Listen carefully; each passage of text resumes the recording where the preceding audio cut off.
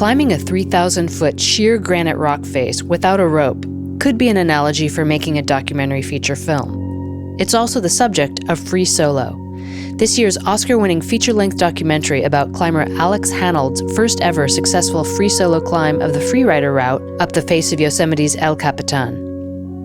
In documentaries, unlike a scripted feature film, you have no control over exactly where the story will take you, how the main characters will change over time, or if new characters will enter the story, upending everything you anticipated. But those unknowns, even in the face of meticulous preparation, talent, and teamwork, at a certain point, can only be met with ingenuity and instincts.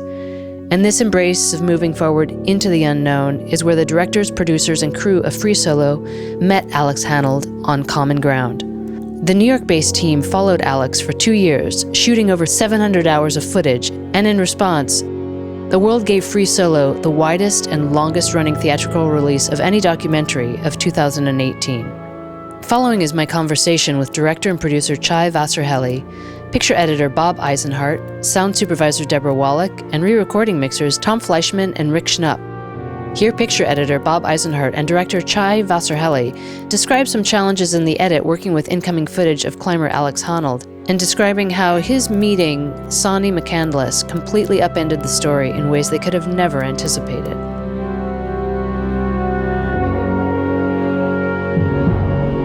When I started editing, he was 6 months away from making the climb. So we were either making a movie about a guy who successfully climbs or decides not to bother doing it or dies trying. We didn't know. I mean, you really like the extroverts, when you're shooting, because you can get a lot out of them. And here's a guy who so controls his emotions that he's able to hang 3,000 feet in the air by his fingertips. And so that's just the opposite of kind of what you usually get, He's not going to show his emotions. You're not going to understand what he's thinking and feeling. But it was also like we were making a film initially about just a guy who was alone in a van.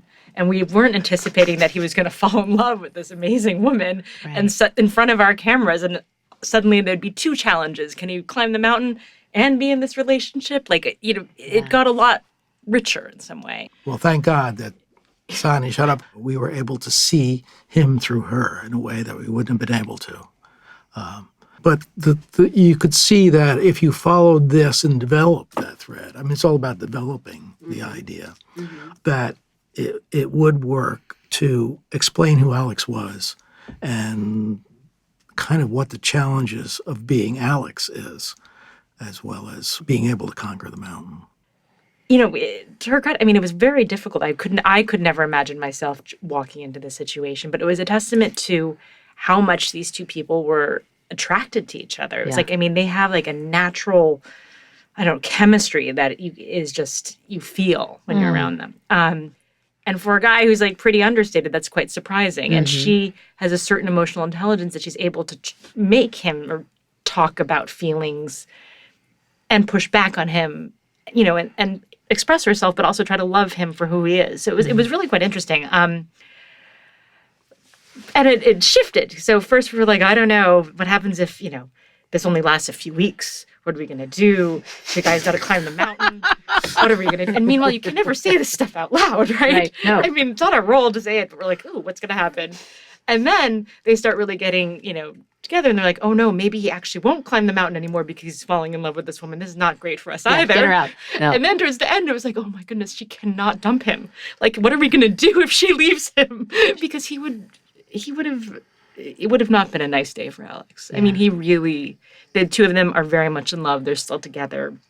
They'll probably be life partners. And it's, but just for us, really, who knew that we'd suddenly see Alex falling in love in front of our cameras, and that's how he would emotionally evolve, and we just never anticipated it. One of the most telling scenes in Free Solo takes place between Alex and Sonny in his van when she asks him if he feels any obligation to her as someone who cares about him not to risk his life. That scene, and much of the film, was shot in cinema verite style, observational shooting style invented in the 1960s when Robert Drew, Ricky Leacock, D.A. Pennebaker, and David and Albert Maisels engineered the mobile cameras that made a roaming shoot possible. Consequently, in working with cinema verite, The filmmakers must allow for scenes such as the one described previously to develop organically. In the case of Free Solo, shooting cinema verite resulted in approximately 700 hours of footage. Here, picture editor Bob Eisenhardt talks about his process to organize the footage into an emotionally compelling feature film. In a verite film, you just have to shoot.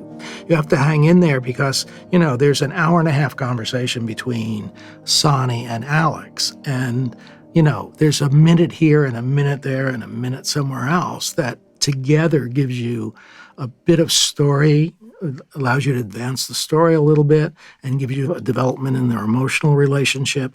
But you need that kind of hour and a half of talking to get those little gems and then string those together in a way that works with the next scene that you can possibly string together. And you can kind of see this, my process is to kind of lay this out ahead of time. After I've seen all the dailies and we've selected and we've looked at the selects together, then you can kind of figure out, okay, this looks like where it's going. And this is the elements we can use to get us there. So I make scene cards and kind of lay it out on the wall so you can kind of see the flow of the scenes. And eventually that collapses. Eventually you don't have to look at the board anymore. But until that time, it gives you a roadmap for where you hope to be able to get. And then there's Bob's big stack of what did not end up on the board. And all color coordinated. I mean, but it's like that stack you never want to look at because you're like, did we miss something that's in there? Oh, God. Yeah, well, But anyway, hopefully you double back at some point. He always doubles back. But Shuffle through the cards again. Well, with the love story, I was wondering, because that happened midway in the shoot or at some point after you had started, I wondered if you went back and said, let's tease that out a little bit in the beginning of the film.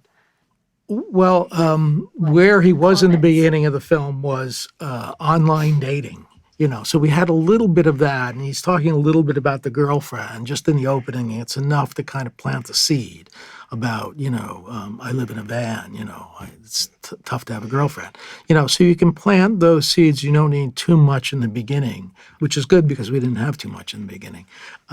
She came in a ways in.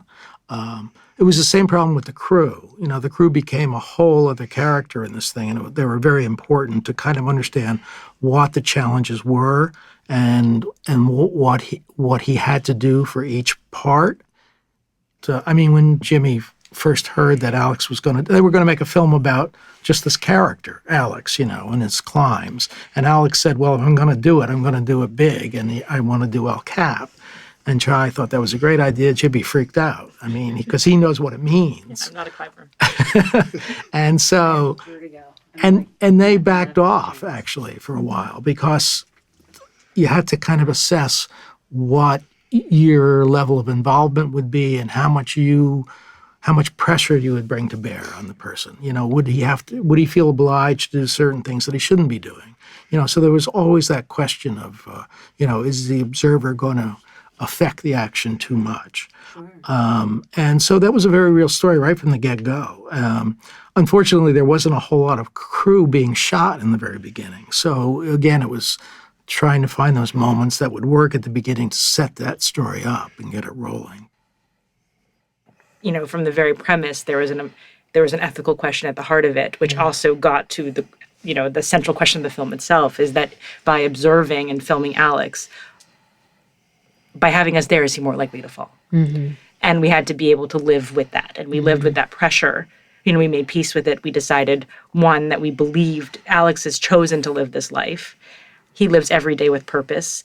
This is the life he wants to live. Mm-hmm. And this is the life he thinks is worth living. That said, we trusted him in his judgment that he wouldn't do something if he felt uncomfortable. And we also trusted our own filmmaking capacity not to get in his way.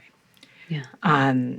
But it was it was terrifying. It was emotionally very hard on the crew and everyone involved before he climbed for 2 years. It was also, challenging because here's a person whose range of emotions is quite limited. Like Alex is limited emotionally. It's just the way he is. That's what he says. I feel like about this much, and most people feel a lot more. And you don't want to mess with that in some way because that's clearly why he's able to do what he does in many ways. we had a difficult time getting that off the ground. The filmmakers' involvement. It was either too much or too little. I mean, just the balance of that was very tricky to get going. Mm-hmm. And that was probably true also of the love story. The balance was very tricky. Yeah, we right? went way overboard a couple times. I mean, there are versions of the film. I mean, it's the same thing. It's all about degree, right? And yeah, there was like more than you wanted to know sometimes. You know, you were just you forgot about the climbing. And it was just about these two people in a van. Casanova version. Yeah. So, yeah, you have to say, you remember what we're here for, right? It's the guy's going to do this climb. So that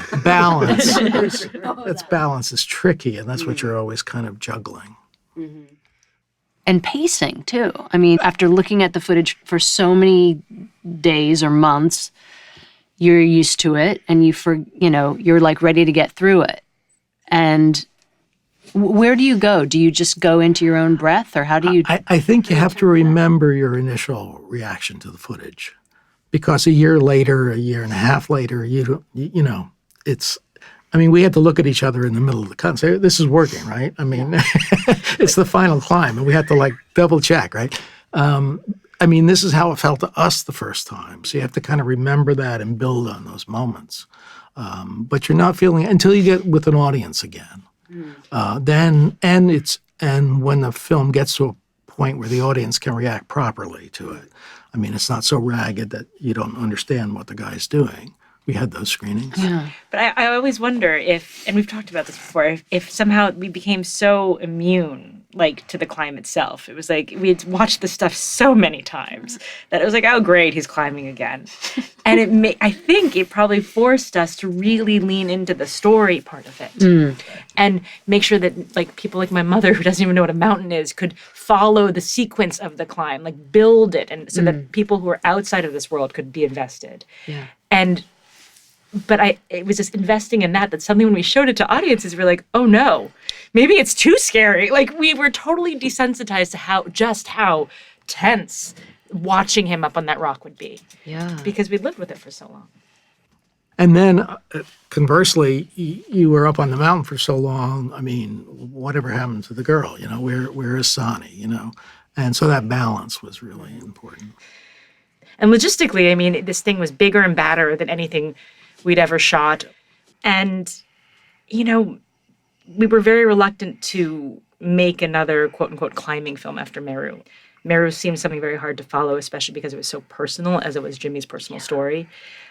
But Alex, this is a story of a really geeky kid who was scared of everything and who teaches himself step by step with vision and determination to overcome his fears. And that, for us, was inspiring and felt like it was a story that would speak beyond just the idea of climbing.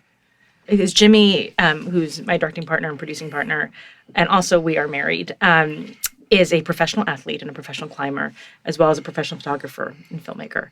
Alex and Jimmy have known each other for many, many years. I think Jimmy was with Alex on Alex's first international expedition. That was probably 13 years ago. So that relationship was there. And they had also had a lot of experience filming together on various commercial jobs. And they're just old friends. And I think Jimmy's really seen Alex kind of grow up. I mean, he met Alex when Alex was probably 20 or younger. So that relationship was there. And they had also had a lot of experience filming together on various commercial jobs. Traditionally, mountain shoots would happen. Meru, for example, is about 18 to 20 days that they're up on the mountain. There are 3 guys. It's very, very dangerous. But here we had 90 days in the mountains with 5 or 6 guys. The exposure was larger. Not just for Alex, it was for every member of our crew. And there are, basically 6 guys in the world who can film in those conditions. And they're the 6 people who worked on this film. Oh my God. Because you're going to be a professional climber, a top professional climber, as well as a, let's hope, excellent cinematographer. Right. And you have to, there's no craft services, there's no support. You're carrying your own lunch, your own water, and your extra lenses and your batteries and your cards. And you're out there for 14 hours at a time. Oh my God. And the rope can't get in the way, and you can't shoot the other guy. The other guy can't get in your shot. So it's all about, they're trained not to catch each other in their shots. So it was really complicated. It was kind of almost like a ballet. The whole thing had to be choreographed. And we had to plan those shots and practice those shots with Alex. So also that there would be no surprises for him. He was kind of expecting there'd be a guy over there. If he heard something, he knew that was Mikey over there. So logistically, it was really complicated. Do you remember a moment where the edit informed the shoot? Like, hey, can you guys? All the time. Yeah. I mean, I think actually it was one of the most, I learned something on Free Solo, which was we never before could afford the idea of editing and shooting at the same time because it's expensive. It's hard. And normally, or at least I had come from this world where you just go off and shoot something and then you bring back your mess and you're like, here, Bob, pick up my mess. But it was really valuable to be editing at the same time because it did help us focus on things that were interesting that you couldn't necessarily see when you were in the field. Having this objective set of eyes was really important. And this also helped in explaining what the technique was and what the challenges were on each of these things. Because we went back several times through the boulder problem. You see he does it again and again. And part of it was to try to understand what he had to do. So it got shot in many different ways so you could see each move. The whole idea is that you set it up in the second act there so you don't have to say a word in the third act. Everybody knows what he has to do. And how did you know when you needed to spell things out for the audience, which I thought was also handled really, really well? It was a real problem because... like the technical side of things, yeah, right? I mean, because first of all, the climbing nomenclature is all screwed up. I mean, there's soloing and there's free soloing, and the movie we were calling freeing. Free, yeah. And we were calling the movie Solo for a while until Han Solo came along and stole the title. Thank God, because it's a better title. But also that you had to explain the difference then. Soloing is climbing with a rope, but not only for protection. Free solo is climbing without a rope at all. And the beginning was going to be this explanation of soloing versus free soloing and everything. But then we realized you just you crane over the cliff and you look down at him and you get it. No explanation needed, And then the woman asks him, is this looks crazy, Yeah. One of the sequences that I was really impressed with the way you worked it into the story was about Alex's family life and death of his father and his relationship with his mother, because that must have been a hard thing to work in. Well, it was the decision about how far to go. Mm-hmm. That was another one where we kind of backed off after a while. You kind of set it up, you kind of understood, and you didn't want to go any farther. There was a fair amount of shooting with his mother that we decided not to go with. I think we got a balance that was right with her. Mm-hmm. It was fascinating to have him go into the MRI and see that spectrum. Yeah, or lack of. And how to get to that was a problem for a long time. Out of Morocco seemed to be the only hope. But why Morocco? Why are we in Morocco? Yeah, that was a problem for the longest time. Poor Alex. I mean, they were in Morocco for about 3 weeks. Our whole crew. I mean, it was a huge investment. And yeah, that was a choice. Some historic free solos in Morocco that no one will ever know about because it didn't fit in the story. Was that a difficult choice? Were there scenes where you're just like, we can't, we don't, where does it fit? It felt terrible, but there was no choice. I think we knew the problem, and then it was like, how much could you do? And usually you couldn't do that much, so you had to keep coming back. Coming back to, why he was there to help him get to El Cap and to focus on Tommy and his relationship and let them explain the difficulties of these things and talk about, people who didn't make it. It was an opportunity to talk about that. Yeah. And how come this guy could? Well, let's look at his brain, which is how we got to the brain MRI. Mm-hmm. No, it all sounds very measured. Your approach. I'm just wondering, were there moments where you're like, it felt chaotic, or you were lost, or? All the time. You're lost all the time. Yeah. But I mean, if you feel like if you know where you're going, then you can keep hammering away at it, and eventually you'll get it.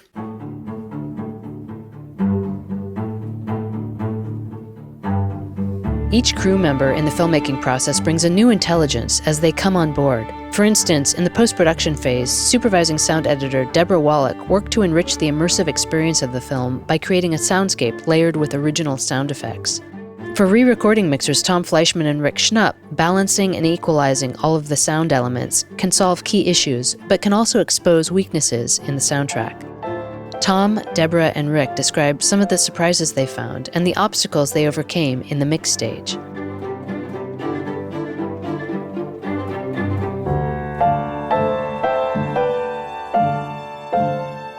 Free Solo came along, and it was a long time. I mean, day one of the mix, I sit down and I start working on it. And I mean, I had seen it, but I hadn't really kept up with how the cut was progressing. So, the schedule moved back and back. And finally, I was kind of worried that I was going to run out of time. It was like 2 weeks before we premiered, right? It was something like insane. Yeah. The mix was what, 10 or 12 days? I think it was 10 days. Just to give people a point of comparison, for a fictional feature of 90 minutes, how many days or weeks would you have? 5-6 weeks. Yeah. Whereas 10 days Could for go a on doc for is like months, quite too. luxurious. Yes. Yeah. I mean, working on a feature film is really different from either a documentary or like a television series or something like that. Those schedules are much, much more limited. The budgets are all smaller. So they don't have the budget for that long a period of time to mix. So you've got to find a way to do what you need to do to address the problems that are presented to you in the material, and do it on a schedule so that you can get it all done, before you run out of time and the filmmakers run out of money. Working on a documentary like this, it's you never really know what the tracks are going to be like until you get them in front of you. And then it's just a matter of, doing your best to get as much out of it as you can. Free Solo is a great example of how much detail work you can get into a film in that short schedule. And there's a lot of very important Foley work that was done in this film. All of the little movements of his feet and his fingers and the ropes and the jingle of the carabiners and all of that stuff was sweetened with Foley. And if you play it at the wrong level, it just sounds completely fake. But I think that we had one very big kind of creative technical challenge, which was that our audio wasn't recorded particularly well, especially when Alex is riding in the van and it sounds terrible. And with the window open and it's only a camera mic or something. And Alex can't act. Like, it's not like he could ADR it. And he probably tried. Yeah, we had some. 18 we times tried, or something. And we tried. And then when we put it in, everything felt fake. So we had to go back to the original production tracks. And that was really empowering for us as filmmakers in some way, where we had tried all these tools that we, to try to replace it and make it better, but we just had to go back emotionally to what was authentic and real. But still, we had the talent on our team to just make it work in this context. I think that's what I mean by like all the little pieces and all the craft that went into it was really special. In something like Free Solo, dialogue is everything, in terms of dialogue, when there's ADR, when there's not, but also just making it, first of all, so you're not ever taken out of the moment. Documentaries, you're not working with actors. Even though we talk about performance, they're not performing. It just happens that somebody has better energy or somebody reads better in that kind of environment. With Chai, each of her films have been very different and require different sensibilities in a way. And there's different levels of difficulty and fun. It depends on what it was. This was particularly hard because unlike Meru, which had avalanches and ice creeks and picks and all kinds of things that I could play with sound-wise, elements. I mean, it was just immense, enormous, right? This, you had to keep it real. And so there'd be production sound on things, but often, needed help because it either wasn't good or pieces needed to be filled in. And we always had things to work with. I remember when we first started this ADR, I had the brilliant idea thinking, well, maybe we'll have Alex do some breaths in case we need them, which, by the way, we never used those at all. But still, you're thinking ahead, and we had to get him, with a medicine ball, doing 500 push-ups to get him out of breath because he was so strong. He would never lose his breath. I think in this case, you needed to have some trials of ADR because they're still editing, trying to figure out what is usable, what isn't, how to get emotion and thought across, and what is the story. So that became part of one element. That's how we started, actually. The first things were like that. And then eventually I get the film, and Bob says, okay, make it sound good. That's my instruction. End of story. End of story. Make it sound good. Do whatever you need to do. But it gets to a good point in that, like, I think, like, the fundamental difference between fiction and nonfiction is in nonfiction, you really don't know what's going to happen next. Yeah. And that's a state that you live in, right? Yeah. And that's also where the most wonderful surprises and moments and poignant moments come from. You're also bound by this idea of authenticity and truth. Yeah. And, so in fiction, I think you can often make up for that. You are filling in what they've failed to do. The ADR is common. In nonfiction, the rules are a little more, we're held to sort of different code. And so that was always what's like so difficult, I think, about audio on a nonfiction film is we throw this mess at our crew and they have to make it seem entirely real, working with bits and pieces of the real thing. Yeah. I mean, there are a lot of, the process is quite layered. Deborah and I had time, because the schedule pushed, we had about a week that she and I were just doing pre-dubs. She was just giving me sound effects and I would sweeten them with my own effects, or I would say, there's a car there, we got to get a car. Or she would say, oh, I forgot a bird, there's a bird here, and so things were constantly flying back and forth. Or the picture would change. Oh, now there's a shot with him with a cast on one foot and a flip-flop on the other. So there's no sound effect with a right foot cast boot and a left foot flip-flop. So, the Foley guys did great work. And then, a shot will all of a sudden be sped up or slowed down that wasn't before. And I'm like, wait, that Foley's not right anymore. What happened? So it was like a constant, just keep your eye on it really closely. You don't know when things are going to be different. The stuff that Deborah added was mainly just winds and backgrounds, cars. There were some swooshes that I put in that I wasn't sure would work.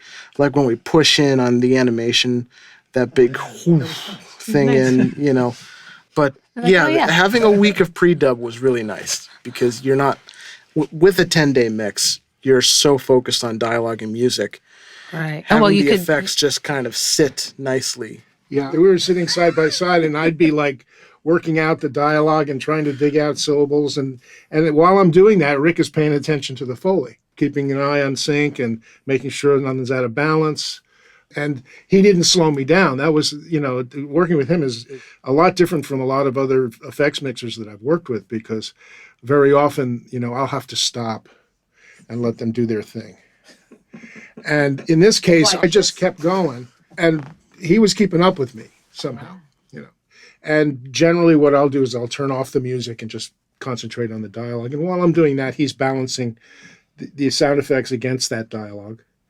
And, once I get it pretty close, it's really not going to change a whole lot. And then the music comes in and we play it and we make adjustments. Sometimes I'll have to adjust the music to fit the dialogue or adjust the dialogue to fit the music. And then the sound effects have to be adjusted to that balance. So you're always kind of adjusting and pushing and pulling and, until it all until the shape comes. Yeah, and we would play back either in the morning or at night. Right. I mean, we would work, it's very difficult for a director, most directors, I think, to sit through the mixing process because it can really be very boring for them. It's working dialogue is painstaking. Not so much in documentaries because we have to move faster, but even then, you lose perspective. If they're sitting there watching me EQing a line of dialogue and I'm playing it 50 times over and over again, trying to get the right, timbre or whatever, or the right balance, or trying to match an ADR line to a production line, that can become very, very tedious for someone who's not actually involved in the process and doing it. So what we try to do is have some time on our own, maybe with the editor, maybe not, maybe it's just us. And we try and put something together that makes sense to us. And then then Bob will come in, in the afternoon and we'll play back what we put together in the morning. I mean, I learned pretty quickly with Tommy is that you just don't say anything, you listen, you take notes, and then you speak up later. If there's At something some really point, good I'll about turn it. around and I'll Yeah. say, okay, let's take a look Yeah. at this and see, and then they'll comment and, can we get a little more out of this music here? Or, just little things like that. Which make a huge difference, like that phone call at the end where we could never, That was so important. and then now after it was mixed, like it became this kind of lovely thing that happens. And You couldn't hear that. I mean, it was just like screaming, like it was. I mean, like, people were telling us not to use it. That's how bad it was, really. And you had to use it. So, it had to be fixed. I'm a little shocked still. I guess I did, yeah. No, he totally fixed it. I mean, it was amazing when it transpired in the edit, in the mix. I was like, whoa! Like we all were like, my gosh, it happened. It was something we never counted it's a on. real Like we problem. kind of already given up, but knew Yeah. that we had to do it.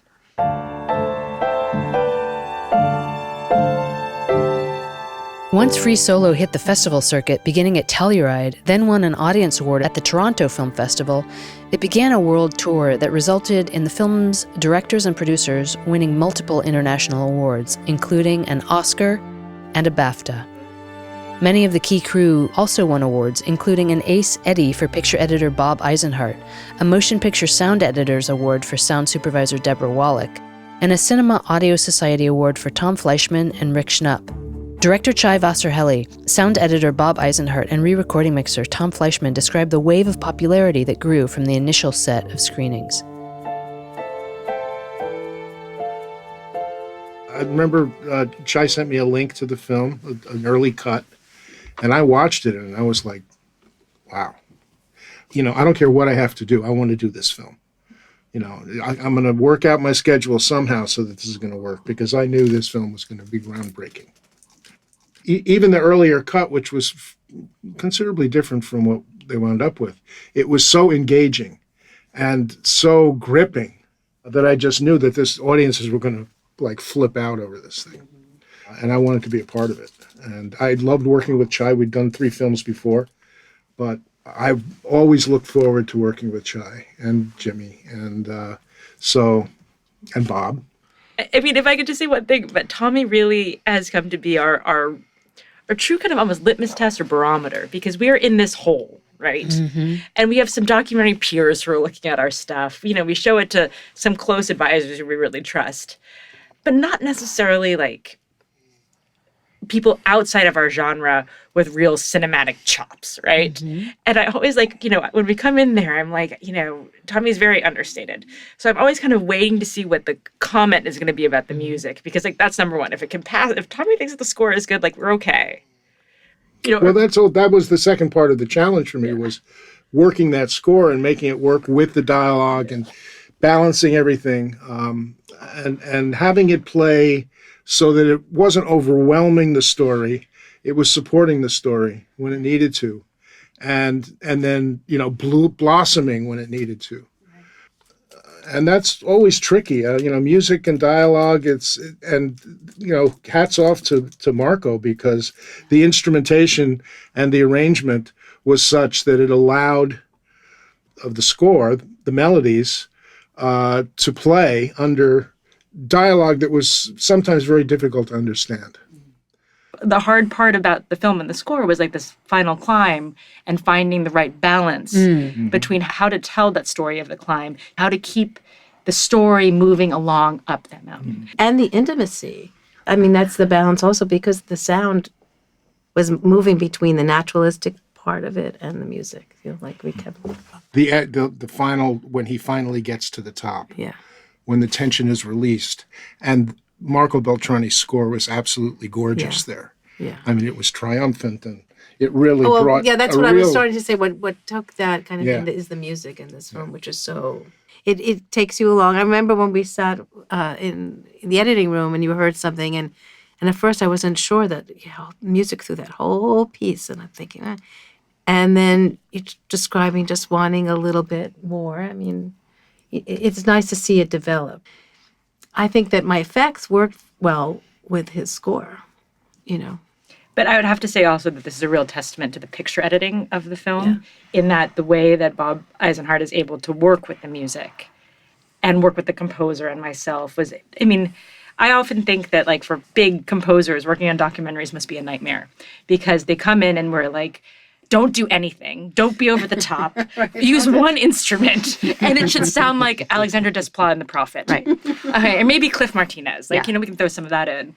And then these guys come in and they really are the best of the best. And Marco Beltrami was a real prince in how he worked with us because ultimately the score got quite big. And that's not at all where we started.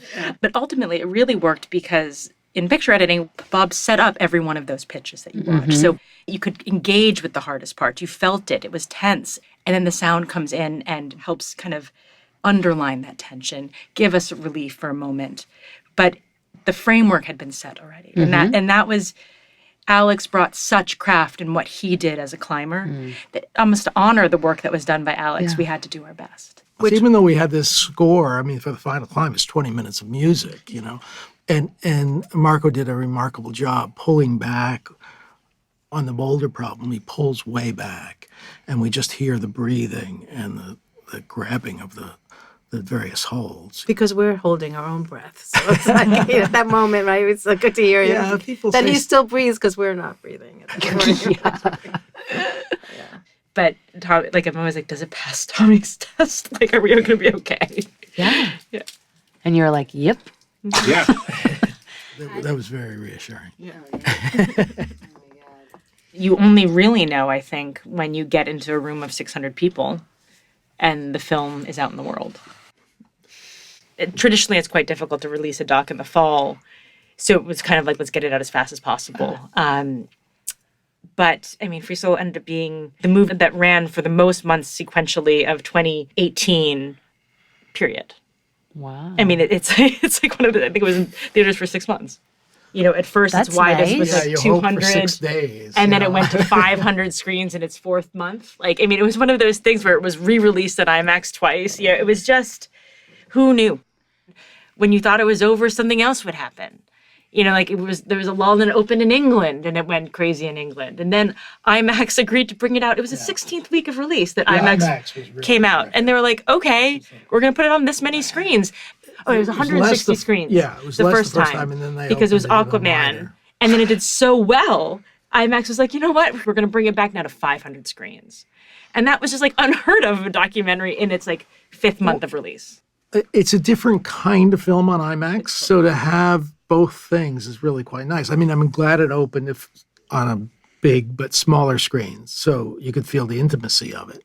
But then to kind of get the spectacle of IMAX is great also. So, I mean, and you don't get that kind of opportunity. And the real irony is that more people saw this film on that Angelica screen on Houston Street than really anywhere else. It played there for, I would say, 16 weeks, right? It was something like that.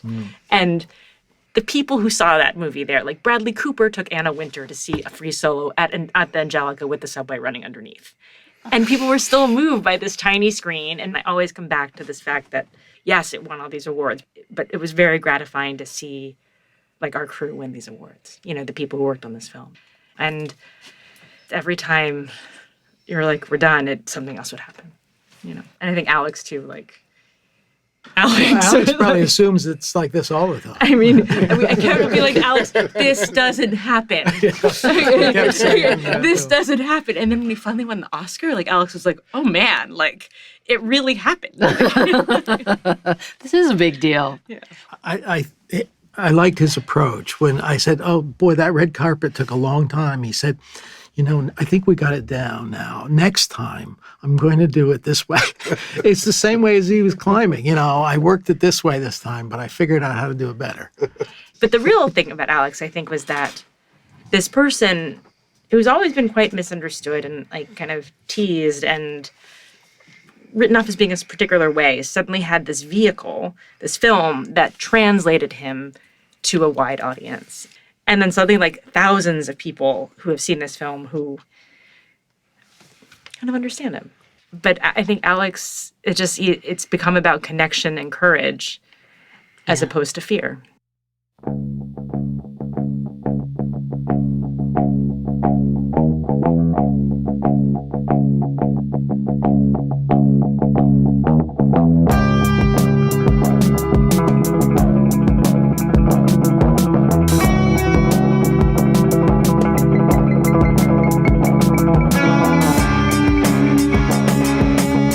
by Frame is presented by Post New York Alliance because it's how you finish that counts. It's produced by me, Isabel Sadurni. Frame by Frame is supported by the Academy of Motion Picture Arts and Sciences, where you can find copies and transcripts of each Frame by Frame episode archived in their oral history project. This session was recorded by Phil Castellano at Soundtrack New York. Big thanks to Yana Collins-Lehman, Kelsey Schuyler, Jen Lane, Angelique Ibarra, and Azure Lyman for their ongoing support. Excerpts from the score for Free Solo are by composer Marco Beltrami. Stay tuned for upcoming sessions of Frame by Frame with editor James Wilcox as we explore the essential relationship and working dynamics between the picture editor and the assistant editors in building the feature film Hillbilly Elegy, directed by Ron Howard.